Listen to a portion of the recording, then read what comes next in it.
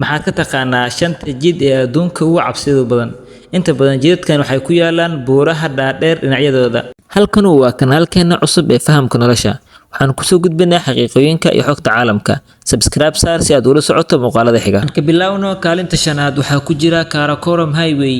Haddii aan safarkeena ka bilowno buuraha dhaadheer ee u dhexeeya Pakistan iyo Shiinaha, waxayna muuqanaya jidka Karakoram Highway. Jidkan dhismihiisa waxaa la bilaabay 1959 waxaana la soo gabagabeeyay 1979.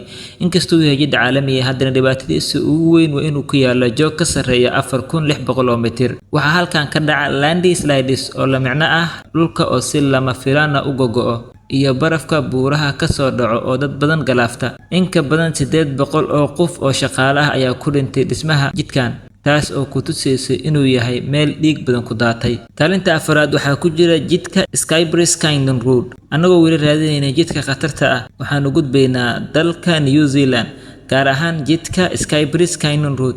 Jidkan waxaa la qoray intii u dhaxaysay 1883 ilaa 1890, waxaana loogu talagalay in dahabka looga saaro buuraha.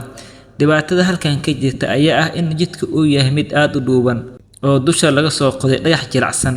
Haddii aad gaari wado, ma jiro meel aad ku leexato ama gawaarida kale aad ku dhaafto. Waa jid aad u ciriiri ah oo hal qalad oo yar kuu keeni karo in gaariga 100 mitir hoos u dhaco. Kaalinta saddexaad waxaa ku jira jidka James Dalton Highway. Haddii aan usii gudubno qabowga daran ee Alaska, waxaan ku dhacaynaa jidka James Dalton Highway. Waxaa la dhisay sanadkii 1974 si loogu adeegsado dhuumaha saliidda ee Alaska. Jidkan uu dhererkiisu yahay 424 mayl. Dhibaatadiisu ma aha oo keliya inuu yahay mid dhoobo iyo jaay isku qasan, laakiin waa go'doon dhan walba ah. Qabowga daran ee ka hooseeya eber degree centigrade, dabaylo xooggan oo gaariga rogi karo, iyo dhagaxyada diyaaradaha oo kale u duulayo ayaa ka dhigta mid ka mid ah jidadka loogu cabsida badan yahay ee dalka Mareykanka. Haddii halkan gaariga kaaga xumaado, ma jirto cid ku caawiso, waana meel khatar ku ah qof kasta aan u diyaarsan xaaladaha degdegga ah. Kaalinta labaad waxaa ku jira jidka Zojila Pass. Safarkeenu waxaan ku soo dhaweynaynaa dhulka Kashmir, halkaas uu ku yaalo jidka Zojila Pass.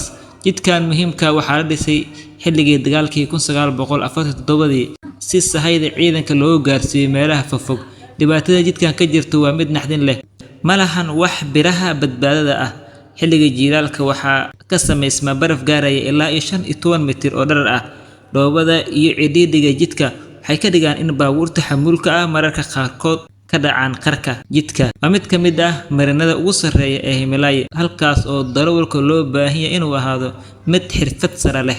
Ugu dambeyntii, waxaan soo gaarnay jidka adduunka ugu cabsida badan ee loo yaqaano Death Road, jidka dhimashada ama North Yankees Road oo ku yaala dalka Bolivia. Jidkan waxaa la dhisay sanadkii 1930, waxaana dhisay maxaabiistii dalkii Paraguay. Sababta loogu bixiyay jidka geerida waa in sanad kasta ay ku dhintaan in u dhaxaysa 200 ilaa 300 oo qof. Dhibaatadiisa ugu weyn waa inuu yahay mid aad u dhuuban, dhererkiisana uu gaarayo 64 kiiloomitir, iyada uusan jirin wax bir ah oo ka celinaya godka. Daruuraha iyo roobka oo markasta daa waxay aragtida ka dhigaan mid aad u adag, taasoo keenta in gawaari badan ay si toos ugu dhacaan qarka. Saaxiibayaal, shanta jid mid kasta wuxuu leeyahay taariikh iyo cabsi gaar ah. Inkastoo injineerada dunida ay isku dayeen inay fududeeyaan socdaalka, haddana dabeecadaha iyo buuraha dhaadheer ayaa mar kasta leh go'aanka dambe. Saaxiib, haddii intaan la soo gaartay, fadlan akoonka subscribe video like saar, noona sii share garay mahadsanid.